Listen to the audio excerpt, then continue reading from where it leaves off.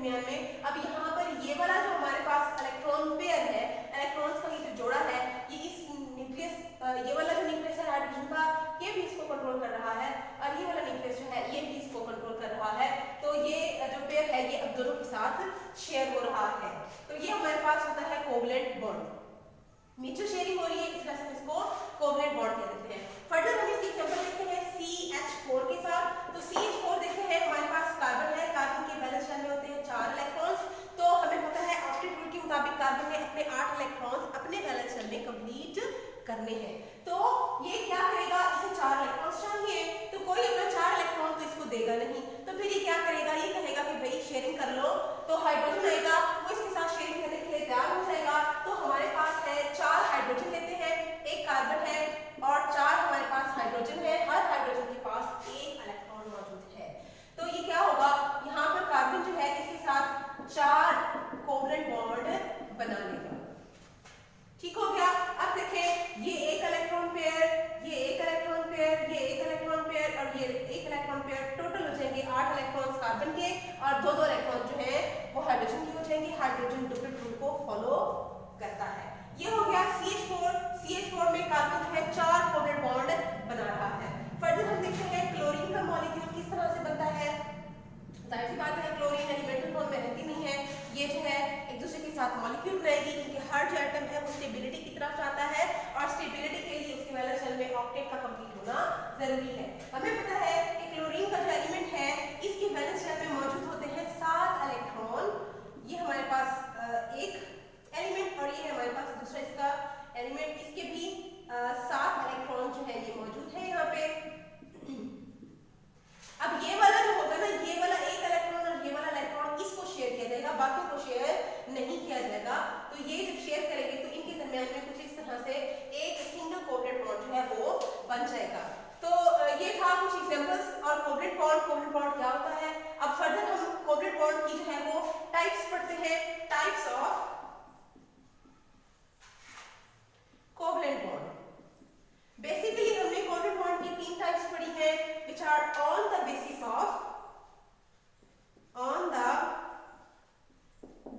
of electrons pair।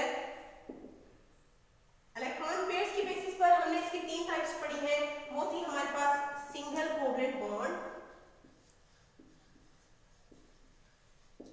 Single covalent bond. Single covalent bond क्या होता है, जैसे कि हमने क्लोरीन में पढ़ा, जैसे कि हमने मीथेन में ये पढ़ा, जैसे कि हमने हाइड्रोजन में देखा।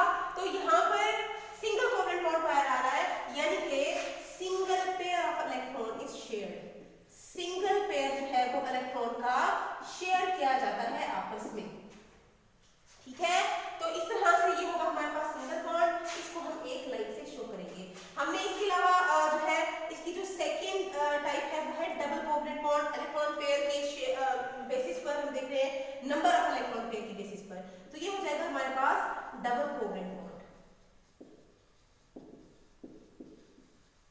अब ये डबल कोवलेंट बॉन्ड जो है इसमें क्या होगा, जिस तरह से हम एग्जांपल लेते हैं, हमारे पास है इथीन की।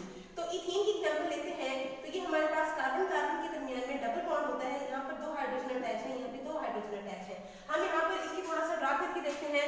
कार्बन है, हमें पता है कि कार्बन के जो वैलेंस इलेक्ट्रॉन्स होते हैं वो 4 होते हैं। तो यहाँ पर क्या करेगा, कार्बन अपने 2 इलेक्ट्रॉन्स जो है वो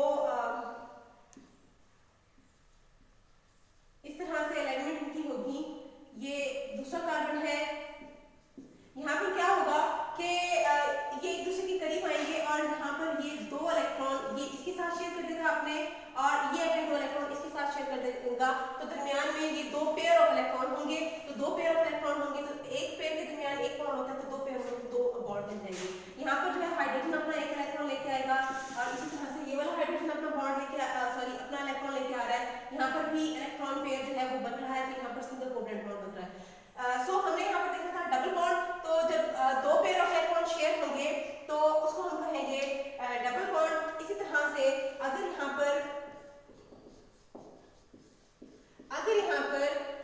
3 pair of electron, 3 pair of electron जो है पेयर ऑफ इलेक्ट्रॉन्स शेयर होंगे, तो फिर हम कहेंगे कि ये जो है ट्रिपल बॉन्ड है, और इसको हम 3 लाइन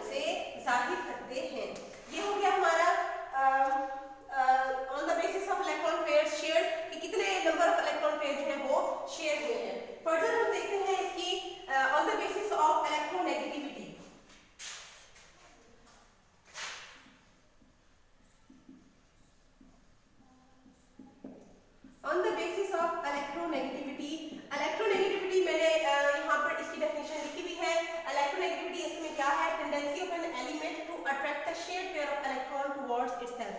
ये किसी भी एलिमेंट की ऐसी काबिलियत है कि जो इलेक्ट्रॉन कोवलेंट बॉन्ड में दरमियान में शेयर किया जाता है वो जो है उस इलेक्ट्रॉन पेयर को अपनी तरफ खींचने की सलाहियत रखती है। तो यहाँ पर हमारे पास इसकी जो है दो टाइप्स है।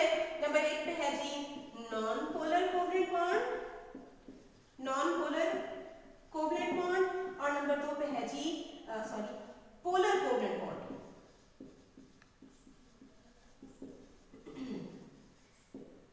नॉन पोलर कोवलेंट बॉन्ड कौन सा होगा? जब दो एलिमेंट्स के दरमियान में कोवलेंट बॉन्ड बन रहा है उनकी जो इलेक्ट्रोनेगेटिविटी है वो सेम होगी।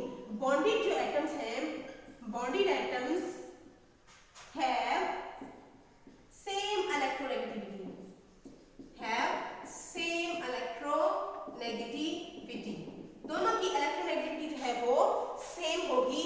तो फिर कोई भी जो है इलेक्ट्रॉन पेयर को अपनी तरफ नहीं खींचेगा, दोनों की ताकत बराबर होगी, तो इलेक्ट्रॉन पेयर जो है वो दरमियान में ही रहेगा, दोनों उसको इक्वली शेयर कर रहे होंगे। लेकिन फॉर एग्जांपल मैं यहाँ पे पहले आपको एग्जांपल दे दूं। यहाँ पे एग्जांपल हमने ऊपर देखे जैसे chlorine, chlorine, carbon, carbon, hydrogen, hydrogen, oxygen, oxygen, इन सब की इलेक्ट्रोनेगेटिविटी देखें, ये दोनों सेम है, सेम एटम्स है, इलेक्ट्रोनेगेटिविटी सेम है, तो इलेक्ट्रॉन पेयर जो है वो सेम जो है डिस्ट्रीब्यूट होगा दोनों पे। अब आते हैं हम पोलर कोवलेंट बॉन्ड पे। कभी कभी ऐसा भी होता है कि बॉन्ड्स बनते हैं, जो एटम्स होते हैं उनकी इलेक्ट्रोनेगेटिविटी चेंज होती है। फॉर एग्जांपल हम लेते हैं बॉन्ड कार्बन और क्लोरीन के दरमियान में, फॉर एग्जांपल हम बॉन्ड लेते हैं कार्बन और नाइट्रोजन के दरमियान में, यहाँ पर ट्रिपल बॉन्ड बनेगा। तो ये जो देखें यहाँ पर जो बॉन्ड बन रहा है इनकी दोनों की इलेक्ट्रोनेगेटिविटी चेंज है। अब इसी तरह से हम लेते हैं HF, हाइड्रोजन और फ्लोरीन। तो यहाँ पर देखें फ्लोरीन की इलेक्ट्रोनेगेटिविटी तो ज्यादा है, यानी कि ये इसकी ये काबिलियत कि ये इलेक्ट्रॉन पेयर को अपनी तरफ खींच सकता है ज्यादा है, जबकि हाइड्रोजन की तो कम है। अब जो ज्यादा ताकतवर होगा वही इलेक्ट्रॉन पेयर को ज्यादा अपनी तरफ खींचेगा, तो क्या होगा कि इलेक्ट्रॉन्स जो है वो इक्वली डिस्ट्रीब्यूट नहीं होंगे। यहाँ पर क्या होगा, क्योंकि इलेक्ट्रॉन के ऊपर नेगेटिव चार्ज होता है, फ्लोरीन जो है अपने पास जो है इलेक्ट्रॉन को खींचेगा, तो इसके ऊपर चार्ज डेवलप हो जाएगा पार्शियल नेगेटिव चार्ज, और इसके ऊपर जो है पार्शियल पॉजिटिव चार्ज, क्योंकि यहाँ पर जो है फिर इलेक्ट्रॉन्स की पार्शियल कमी हो जाएगी। यहाँ पे इलेक्ट्रॉन्स जो है फुली कंप्लीटली इक्वली डिस्ट्रीब्यूट नहीं हो रहे होते हैं। सेम जो है यहाँ पे होगा, नाइट्रोजन की ज्यादा है, कार्बन की कम है, तो negative charge partial negative charge यहाँ होगा, यहाँ पर क्लोरीन के ऊपर पार्शियल नेगेटिव चार्ज हो जाएगा। इसी तरह से एक और एग्जांपल है, carbon tetrachloride, carbon tetrachloride CCl4। इसका हम स्ट्रक्चर ड्रा करते हैं, कार्बन, ये क्लोरीन, ये क्लोरीन, ये क्लोरीन और ये क्लोरीन। अब यहाँ पर देखें, यहाँ पर कार्बन और क्लोरीन इलेक्ट्रोनेगेटिविटी का डिफरेंस तो है, लेकिन ये नॉन पोलर है। नॉन पोलर कैसे है कि देखें यहाँ पर ये वाला क्लोरीन इन इलेक्ट्रॉन्स को अपनी तरफ खींचेगा, ये वाला जो है इनको अपनी तरफ खींचेगा, ये वाला इन इलेक्ट्रॉन्स को अपनी तरफ खींचेगा, और ये वाला इनको अपनी तरफ खींचेगा, और नतीजतन जो होगा यहाँ पर किसी भी किस्म की कोई भी पोलैरिटी डेवलप नहीं होगी, क्योंकि हर तरफ से इक्वल फोर्स लग रही है और वो इलेक्ट्रॉन पेयर्स हैं वो बैलेंस हो जाएंगे, यहाँ पर पोलैरिटी नहीं इंड्यूस होगी। तो ये था कार्बन टेट्राक्लोराइड के बारे में। तो ये हमने on the basis of electron pairs, number of electron pair shared और on the basis of electronegativity हमने देख लिया। इसके मुताबिक जो है सिंगल कोवलेंट बॉन्ड होता है और डबल कोवलेंट बॉन्ड होता है, और इसके मुताबिक नॉन पोलर बॉन्ड होता है और पोलर कोवलेंट बॉन्ड होता है। अब हम देखते हैं on the basis of orbital overlapping कि किस तरह से ऑर्बिटल्स जो है ओवरलैप करते हैं।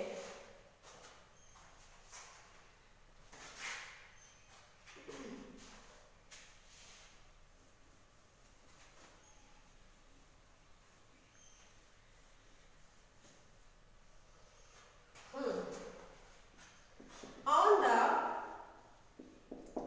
basis of orbital overlapping, overlapping कैसे होती है, क्या होती है, इसके मुताबिक जो है इसके दो टाइप्स हैं। एक है जी सिग्मा बॉन्ड, सिग्मा बॉन्ड को हम डिनोट करते हैं इस तरह से। फिर है जी हमारे पास नंबर 2 पे मैं यहाँ नीचे लिख देती हूँ, दरमियान में एग्जांपल सीखनी है, तो हमने बनाना है जी पाई बॉन्ड। पाई बॉन्ड को करते हैं तरह से शो, ये हो गया हमारे पास पाई बॉन्ड। अब अगर हमारे पास ऑर्बिटल्स हैं, जैसे कि हमने ऑर्बिटल्स के बारे में पढ़ा कि जी हमारे पास s है, फिर p है, फिर है हमारे पास f और d। s जो है इसमें सिर्फ एक ही ये सबशेल्स है, इसके अंदर सिर्फ एक ऑर्बिटल है, इसके अंदर px, py, pz, f के इसी तरह से 5 होंगे और सॉरी d के 5 होंगे और फिर ये f जो है इसके फर्दर 7 ऑर्बिटल्स होंगे। तो अगर फॉर एग्जाम्पल हमारे पास ये एक s ऑर्बिटल है, ये एक s ऑर्बिटल है, इसमें एक इलेक्ट्रॉन है, ये दूसरा s ऑर्बिटल है, इसमें भी एक इलेक्ट्रॉन है। जब ये एक दूसरे के करीब आते हैं, एक दूसरे से ओवरलैप करते हैं, तो ये कुछ इस तरह से ओवरलैप करेंगे। तो ये जो है हमारे पास हेड टू हेड ओवरलैपिंग है, तो हम कहेंगे कि ये इन्होंने सिग्मा बॉन्ड बना लिया। इसी तरह से अगर हम देखते हैं हमारे पास है ये एक p ऑर्बिटल, ठीक है, ये दूसरा p ऑर्बिटल है, तो sorry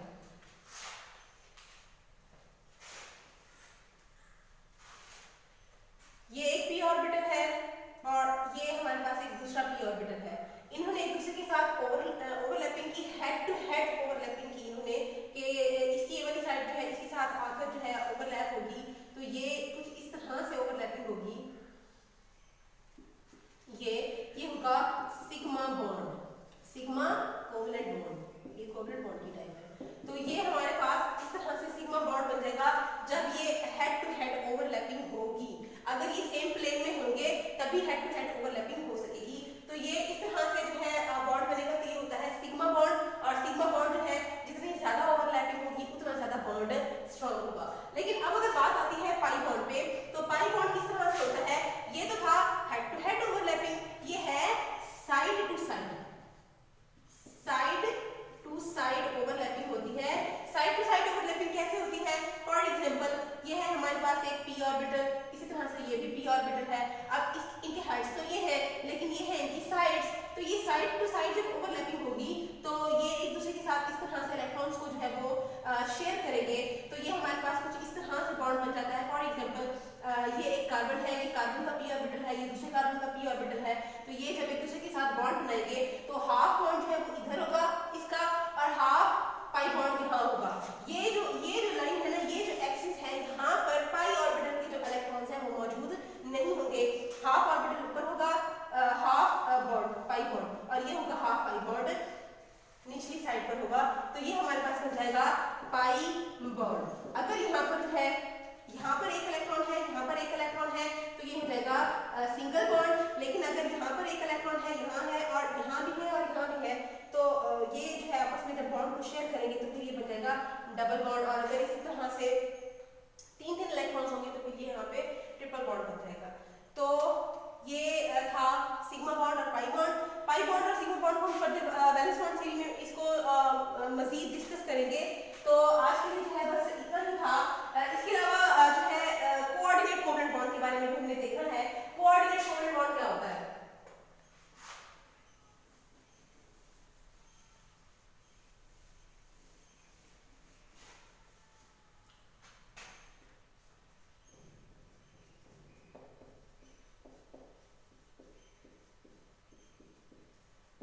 coordinate covalent bond, coordinate covalent bond को हम डेटिक बॉन्ड भी कहते हैं। कोवलेंट बॉन्ड के बारे में हमने ये पढ़ा था कि इलेक्ट्रॉन्स जो है म्यूचुअली शेयर होते हैं, दोनों तरफ जो है शेयरिंग इक्वल होती है। लेकिन इसमें क्या होता है कि एक जो है इलेक्ट्रॉन जो एक एटम होता है वही इलेक्ट्रॉन पेयर दे रहा होता है। फॉर एग्जांपल यहाँ पर मैं पहले आपको एग्जांपल से समझा देती हूँ। ये है हमारे पास NH3, इसके ऊपर ये है एक इलेक्ट्रॉन पेयर मौजूद है और ये है हमारे पास हाइड्रोजन आयन।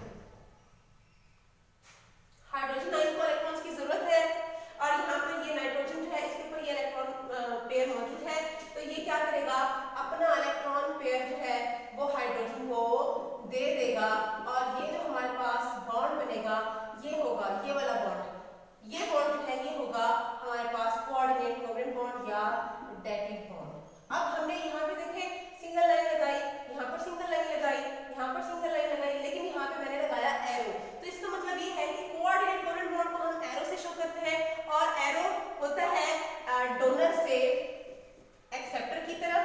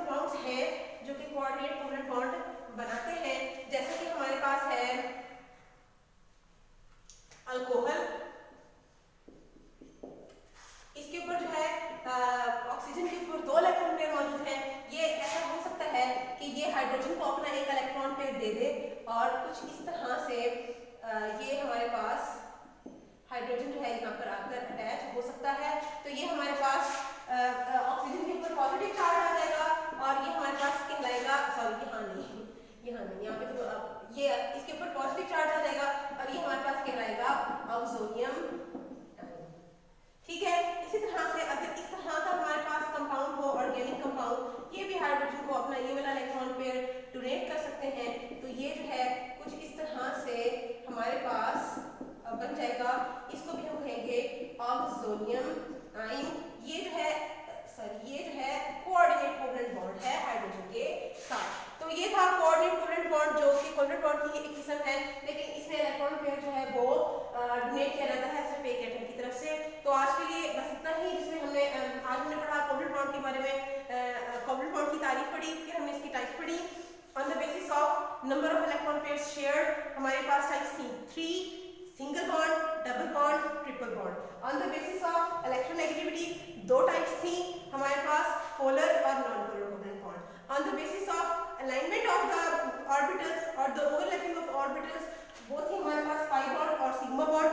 सिग्मा बॉन्ड और पाई बॉन्ड को हमने तफसील से अभी आगे डिस्कस करना है वैलेंस बॉन्ड थ्योरी में। तो आज के लिए ये था। और इसके अलावा फिर हमने पढ़ा कोऑर्डिनेट कोवलेंट बॉन्ड भी, जिसमें इलेक्ट्रॉन पेयर जो है या एक ऐसा एलिमेंट जो है एक जो एलिमेंट है, एक एटम जो है वो अपना इलेक्ट्रॉन पेयर जो है वो डोनेट कर रहा होता है, यानी कि इलेक्ट्रॉन पेयर जो बॉन्ड पेयर होता है वो सिर्फ एक एटम जो है वो दे रहा होता है, दोनों की शेयरिंग नहीं होती है। एक दे रहा होता है और एक ले रहा होता है। देने वाले को हम कहते हैं डोनर और लेने वाले को हम कहते हैं एक्सेप्टर, और इसको हम एरो से शो करते हैं, डोनर से एक्सेप्टर की तरफ, और इसको हम डेटिव बॉन्ड भी कहते हैं। हाँ जी,